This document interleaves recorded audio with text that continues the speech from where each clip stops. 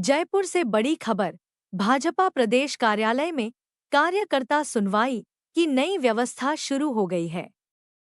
सोमवार को उप मुख्यमंत्री डॉक्टर प्रेमचंद बैरवा, ऊर्जा मंत्री हीरालाल नागर और भाजपा प्रदेश उपाध्यक्ष मुकेश दाधीच ने सुनवाई के बाद मीडिया को संबोधित किया। उप मुख्यमंत्री डॉक्टर बैरवा ने कहा कि भाजपा एक कार्यकर्ता आधारित पार्टी है और मुख्यमंत्री भजनलाल शर्मा की पहल पर कार्यकर्ताओं की समस्याओं का त्वरित और नियम सम्मत समाधान सुनिश्चित किया जाएगा। उन्होंने बताया कि आज की सुनवाई में 30 से अधिक परिवाद आए, जिनमें से कई मामलों का मौके पर ही निस्तारण करवाया गया, जबकि अन्य को विभागों को भेजा गया है। ऊर्जा मंत्री हीरालाल नागर ने कहा कि सरकार ऊर्जा क्षेत्र में बड़े लक्ष्य लेकर आगे बढ़ रही है। 1.5 लाख से अधिक कृषि कनेक्शन जारी करने का लक्ष्य तय किया गया है और जहां सोलर प्लांट पूरी क्षमता से स्थापित हो चुके हैं, वहां कनेक्शन शीघ्र जारी किए जाएंगे। उन्होंने बताया कि स्मार्ट मीटर तेजी से लगाए जा रहे हैं, जिससे उपभोक्ताओं को ऑनलाइन बिल और पारदर्शी सेवा मिलेगी। भाजपा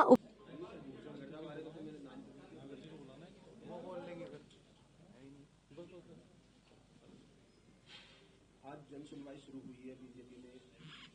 क्या किस तरह के जो समस्याएं लोग कार्यकर्ता लेकर आए और निस्तारण की क्या व्यवस्था है, किस तरह से निस्तारण करेंगे?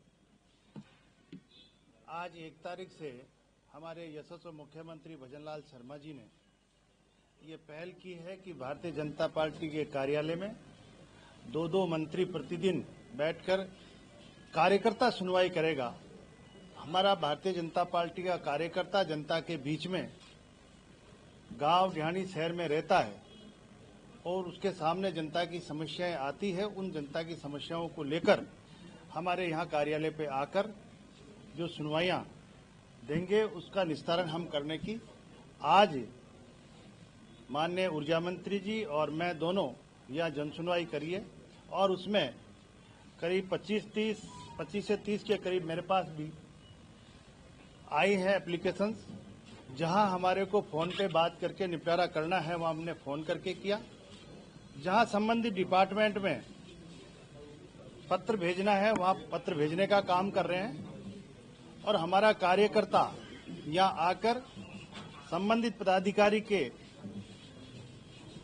साइन करवाकर अगर वो देगा तो हमें ये आइडेंटिफाई हो जाएगा कि हमारा कार्यकर्ता है और हमारा कार्यकर्ता जन समस्याओं को लेकर आता है, तो हम उसका निस्तारण हमारे यशस्वी मुख्यमंत्री भजनलाल शर्मा जी की पहल पर आज से ये कर रहे हैं। निश्चित रूप से इससे जनता को, आम जनता को इसका समाधान, अपनी समस्याओं का समाधान के लिए यहाँ पे हल होगा। तो मैं सभी आपके माध्यम से भी सभी कार्यकर्ताओं से विनम्र निवेदन करता हूं कि वो प्रतिदिन भारतीय जनता पार्टी के कार्यालय में आकर और अपनी जो भी जनता के और गांवों की जो समस्याएं हैं वो समस्याएं यहाँ लाकर दें, ताकि हम उनका निस्तारण कर सके। जो काम होने वाले हैं वो तुरंत होने वाले तुरंत कराएं। जो संबंधित डिपार्टमेंट से कोई प्रक्रिया लग रही है, उस प्रक्रिया को अपनाते हुए हम काम करवा सके। इसलिए आज से ये कार्यक्रम शुरू है जन सुनवाई का, कार्यकर्ता सुनवाई का ये कार्यक्रम आज से चालू है और मैं आपके माध्यम से सभी से ये निवेदन करूंगा कि इसमें ज्यादा से ज्यादा लोग अपनी समस्याओं को लेकर आएंगे तो हम उसका निस्तारण कर पाएंगे। 3 दिन के लिए करोगे? जब ये हमने इसी कार्यकाल में, हमारे कार्यकाल में जब भी पहले से होता आ रहा था, उसको इस कार्यकाल में हमने पकड़ा और पकड़ने के बाद में हमने एक जांच कमेटी बिठाई और जांच कमेटी ने हमारे को रिपोर्ट दी।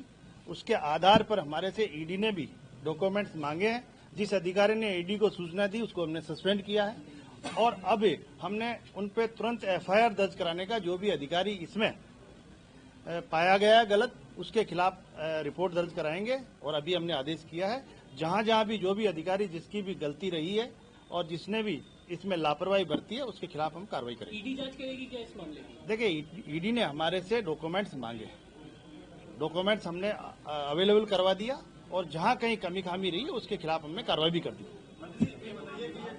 एक विजन लेके काम करती है भारतीय जनता पार्टी। हमारे यशस्वी मुख्यमंत्री जी का ये मानना है आम मंत्री अपने आवास पे जन सुनवाई करता है, सचिवालय में भी करता है, लेकिन यह भारतीय जनता पार्टी के कार्यालय में भी हम करें, ताकि क्योंकि भारतीय जनता पार्टी का कार्यकर्ता अपने पार्टी के काम में बिजी रहता है, वो यहाँ पार्टी कार्यालय में आकर यहाँ दे, तो हम 3 दिन यहाँ दो मंत्री 2 घंटा यहाँ जन सुनवाई करेंगे, तो उनको भी आसानी रहेगी। अगर उनको आवास पे आसानी है तो आवास पे आ जाए, सचिवालय पे आसानी हो तो वहाँ, और यहाँ पार्टी कार्यालय पे है तो यहाँ।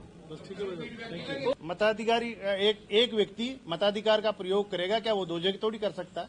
तो अगर एसआईआर में ऐसी जो खामियां है वो दूर करने का काम कर रहे हैं। इसलिए अगर कोई बाहर का किसी देश का यहाँ पे रह रहा है, अगर उसने मतदाता सूची में नाम जुड़वा रखा है तो वो गलत है।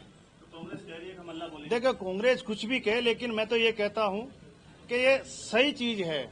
एक व्यक्ति ही मत का प्रयोग कर सकता है, वो 2 जगह नहीं कर सकता।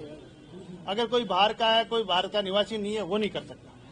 ओके सर, बहुत कमी नहीं है, लेकिन इस बार जो जितनी मात्रा में बरसात हुई है, उस बरसात होने के कारण कुछ रकबा सोविंग का बढ़ा है।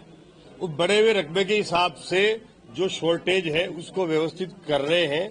थोड़ा कुछ तो शॉर्टेज है, थोड़ा कुछ शॉर्टेज की वजह से कुछ संग्रह करने की प्रवृत्ति किसानों में है। मेरा ये कहना है कि आवश्यकता अनुसार लगातार खाद हमारे पास आ रहा है, लेकिन जैसे जैसे जरूरत है वैसे अगर वो अपनी उपयोगिता के आधार पर किसान लेंगे तो कोई शॉर्टेज नहीं होगी। लेकिन वो जरूरत है आज 4 कट्टे की, और उन्होंने अगर 20 कट्टा संग्रहण करके अगले 2 महीने का रख लिया तो वो उस वजह से दिक्कत आ रही है। इसको हम देख रहे हैं और लगातार मॉनिटरिंग भी कर रहे हैं। हम केंद्र से भी कहा है हमने कि 50,000 मेट्रिक टन जो हमें अतिरिक्त जरूरत है राजस्थान को, उसके लिए भी अतिरिक्त कोटा मिले तो वो निश्चित रूप से मिलेगा, तो वो अतिरिक्त आएगा तो वो भी सप्लाई हो पाएगा, तो इसकी जरूरत पूरी हो जाएगी। में भी कृषि कनेक्शन है, वो हमने लगभग 1.5 लाख कनेक्शन अभी करने का जो हमारा टारगेट था वो कृषि कनेक्शन पूरे किए हैं। और आने वाले समय में हमने ये घोषणा की है कि जहां पर जिस जीएसएस पर पर्याप्त मात्रा में सोलर लग गया और वहां पर हमारे पास अगर कैपेसिटी उपलब्ध है तो हम उस जीएसएस पर प्राथमिकता के साथ में कृषि कनेक्शन बिना किसी प्राथमिकता के जारी करेंगे, ताकि वो सोलर का जो हमारा जनरेशन हो रहा है उसका सही उपयोग भी हो सके और किसानों को वो बिजली दिन में मिल सके। लगाए जा रहे हैं और वो लग रहे हैं, और निश्चित रूप से उसकी हम लगातार मॉनिटरिंग भी कर रहे हैं। स्मार्ट मीटर लगाने से उपभोक्ता को जो भी हमारे उपभोग कर रहे हैं उनको ही लाभ है कि उनको समय पर अपना ऑनलाइन बिल भी मिलेगा, और उसके साथ साथ उसको अपनी जो क्षमता उपभोग है उसको नियंत्रण करने का भी इसमें सिस्टम है। किसी का अगर घर पे नहीं है, हम ऑफिस में नहीं है, फिर भी हमारा अगर उद्योग का उपभोग हो रहा है बिना कारण के, हमारे कोई उसके इक्विपमेंट चल रहे हैं, तो हम अपने मोबाइल में देख सकते हैं कि हम हर 15 मिनट में हमारे मोबाइल पर हमारे घर का, हमारे उद्योग का, हमारे ऑफिस का कंजम्पशन आएगा। और वो लोड ज्यादा आ रहा है, जरूरत नहीं है, तो हम उसको कम करके और व्यवस्थित भी कर सकते हैं। और उसके साथ साथ वो स्मार्ट मीटर एक आने वाले भविष्य की आवश्यकता है। आज कोई भी हमारे जो विकसित देश है वो कोई ऐसा देश नहीं जहाँ स्मार्ट मीटर नहीं लग रहे हो। भारत भी उस श्रेणी में आ सकता है। हमें विकसित राष्ट्र बनना है तो निश्चित रूप से हमें ये स्मार्ट मीटर की जरूरत है, जिससे हमारी भविष्य की जो जरूरतें हैं उसको आकलन करने में, स्मार्ट मीटर बिजली की जो हमारा उपभोग है उसको भी व्यवस्थित करने में इसका हमें लाभ मिलेगा।